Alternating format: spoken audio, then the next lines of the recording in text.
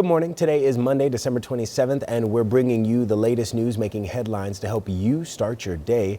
There's breaking news from overnight at Atlantic Station, where the GBI is investigating an officer-involved shooting. CBS 46's Tori Cooper reports from Atlantic Station. She begins our coverage in today's Morning News Rewind.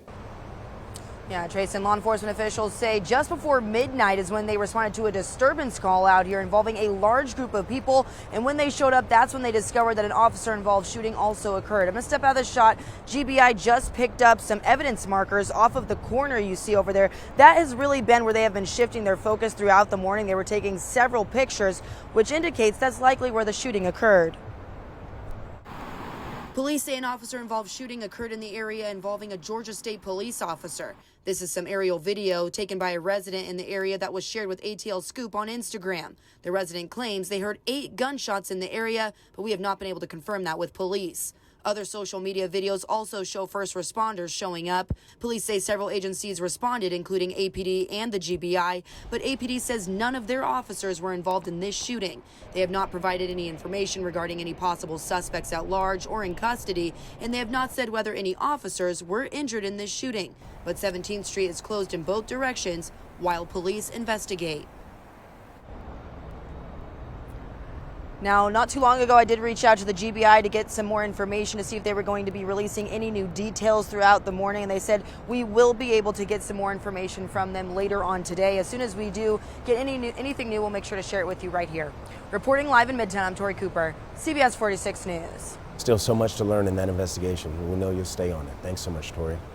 Now, for the second consecutive year, the Christmas holiday was disrupted by the pandemic. This year's Omicron variant surge hit hard and fast right before the holiday season. As John Lawrence reports, it's infecting thousands daily, straining hospitals and causing chaos for holiday travel plans. We can tell that this Omicron is everywhere, not just, something you're hearing about.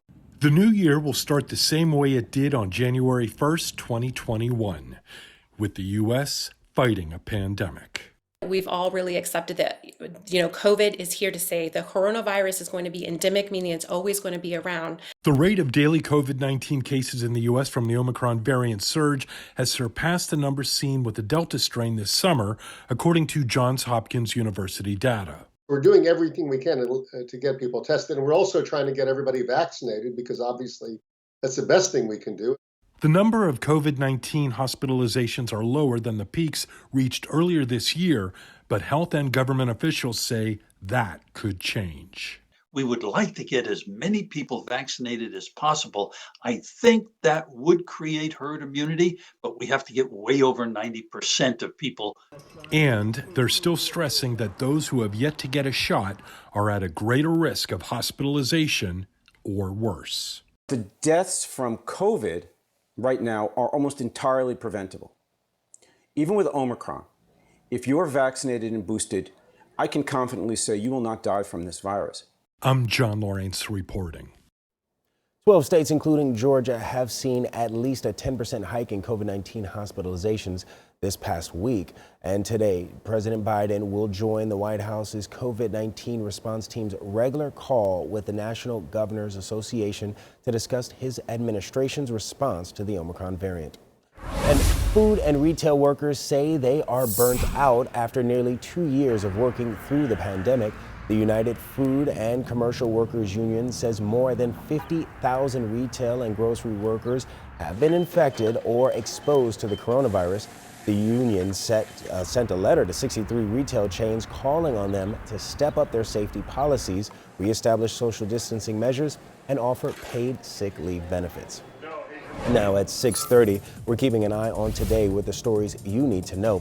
The White House has announced it will lift travel restrictions on southern African countries effective New Year's Eve.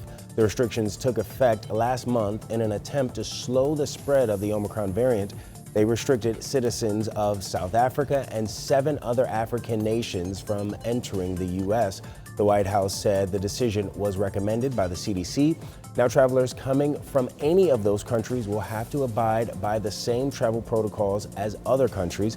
They will have to be fully vaccinated and get a negative coronavirus test within 1 day of departure to the U.S. Cobb County investigators are looking for a second suspect in a deadly golf course shooting. They issued warrants for Justin Caleb Pruitt on kidnapping charges. In July, bodies of 3 victims were found at Pine Tree Country Club in Kennesaw. 23-year-old Brian Roden was arrested a few days later on kidnapping and murder charges. Pruitt is accused of being a co-conspirator. Police have not released a motive. The Texas lawyer who as a 26-year-old successfully argued the landmark abortion rights case Roe v. Wade before the U.S. Supreme Court has died at the age of 76. Sarah Weddington was just 26 years old when she argued the case, resulting in 7-2 ruling that legalized abortion nationwide. Consumers went on a spending spree this holiday season. According to MasterCard, sales were up 8% from last year and 10% from 2019. That's the fastest pace in 17 years. Hot holiday items included jewelry with sales of up to 32%. They were up 32%, and electronics up more than 16%. And the Powerball jackpot is up to $410 million. No ticket matched the winning numbers in the Christmas night drawing. In fact, it's been more than 2 months since anyone won the grand prize jackpot. The jackpot now grows to $416 million. The next drawing is tonight, so maybe you're feeling lucky. Home insurance premiums for the new year appear to be rising faster than inflation. The average homeowner may see a 4% increase on the cost of their homeowner's policy next year. Factors such as natural disasters and rising cost for raw materials like lumber and supply chain issues are making the replacement cost for a home soar. New this morning, the city of Burlington, Virginia has decided to donate half of all overdue parking fines to a local food pantry through the middle of January. Get this, the city says collectively residents owe about $900,000 and hopes that this new Fines for Food program will inspire residents to pay off what they owe while helping feed their neighbors. And the NBA's COVID numbers continue to rise. Right now, there are at least 116 players in COVID protocols, and that number may continue to grow for the foreseeable future. Expanded testing is now in effect for players who have yet to receive their booster shots. Players, coaches, and staff will have to wear masks on the bench, in locker rooms, and team facilities. The new testing plan is expected to remain in place until January 8th. And right here in Atlanta, John Collins entered the NBA's health and safety protocol, bringing the Hawks' total to 10 players sidelined. Rookie guard Jalen Johnson and Trae Young are already in the protocol. Hawks host the Bulls tonight at 7:30. I'm sorry, kid. Yeah, me too. Don't. Look at all that. New this morning, SpiderMan's latest big screen adventure is taking the box office by storm. SpiderMan No Way Home is now the first film to hit $1 billion worldwide during the pandemic. The superhero adventure reached the milestone just 12 days after it was released. Loved ones will come together to remember Roswell football star Robbie Roper. The 18-year-old died unexpectedly after complications from surgery last week. Visitation is this evening from 5 to 9 at Pool Funeral Home in Woodstock. Tomorrow morning at 11, there's a celebration of life ceremony at Woodstock Baptist Church. In lieu of flowers, the family has asked for donations to the Robbie Roper Scholarship Fund. And New York Giants defensive back Xavier McKinney displayed a touching tribute to Roper during Sunday's game against the Eagles.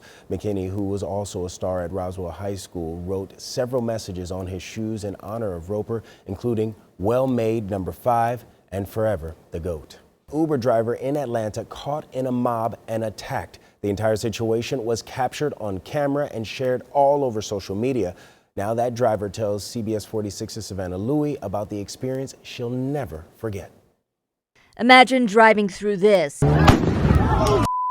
On Atlanta's Metropolitan Parkway, a real-life nightmare for one Uber driver caught up in chaos. Looking around, trying to find my pepper spray or my taser, something, because he's literally like trying, like get out, get angry. Everybody's just doing this. He was the worst. Kiana Lynn was earning extra money for the holidays last weekend when her route took her to this intersection filled with people.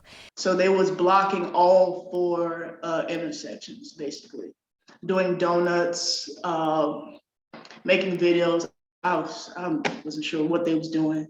Instagram video from ATL Scoop shows what happened next. People trying to get inside of her car, banging on glass and kicking in the back windshield. It was just glass everywhere, and I didn't even have time to react because literally the police showed up 3 seconds right after that. Traumatizing moments, but the days after have felt even worse. How are we going to do this? How am I going to make my income? I need another rental, but as holidays, most people are sold out. Kiana tries to make sense of this situation. What's the point? Why would you damage people's cars? And prays others find some sense of their own. Even if they are trying to protest or they're just trying to make a scene or even a video or whatever they're trying to get out of it, there's better ways of doing that than anybody getting hurt. Savannah Louie, CBS 46 News.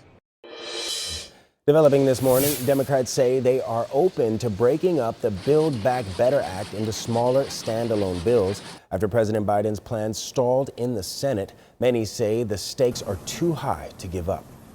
A lot of us are going to be disappointed, but we're not going to let perfection be the enemy of getting something done. So we need to get something done. I think we'll be pragmatic about it, but we want to make sure it deals with the issues that we are facing in our communities. Senator Cardin said splitting Biden's plan into standalone bills could attract party holdouts and possibly some GOP members. Democratic senators will meet to discuss policy priorities when the Senate returns next week. New this morning, researchers are learning more about the fast-spreading Omicron variant. A new study shows the strain is able to evolve quickly and evade immune protection from current vaccines and from previous infection. The study authors say booster shots are likely to improve the body's defense. And a new study out of Texas suggests having a severe case of COVID-19 may put you at a greater risk of reinfection compared to those who recovered from a mild case. A patient who required oxygen or ventilation did not have a strong response from their infection-fighting B cells 5 months after becoming symptomatic. Welcome back. South Africa's Archbishop Desmond Tutu has died at the age of 90. Around the world, people are remembering him as a man who preached nonviolence and fought for peaceful reconciliation. CBS 46's Barmel Lyons explains how his reach was felt here in Metro Atlanta. Today is a sad moment, but we celebrate his life. Archbishop Desmond Tutu was an advocate for peace and justice, leaving a legacy that inspired so many, including senior pastor of Flipper Temple African Methodist Episcopal Church, Reverend Dr. Gregory Von Eason Sr. I look at Desmond Tutu as being the Martin Luther King Jr. of the struggle in South Africa, because he was not only a wonderful Anglican priest, but he fought tirelessly to liberate Black South Africans who were suffering under that awful system of apartheid. Archbishop Tutu was the key to helping Nelson Mandela form the first democratic government in South Africa. Tutu had been in ill health for years. He had a chiro surgery at Emory Hospital last November to combat reoccurring prostate cancer.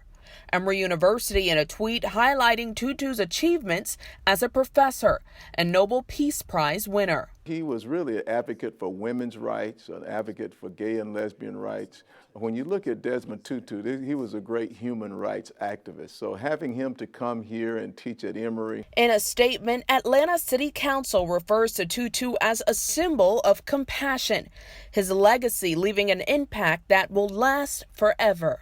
A person of great magnitude. So what we do in ministry was informed by so much of what Desmond Tutu stood for. It's clear the world has lost a great man who truly lived a meaningful life. Indicator, I'm Barmel Lyons, CBS 46 News. Thanks for watching CBS 46 News.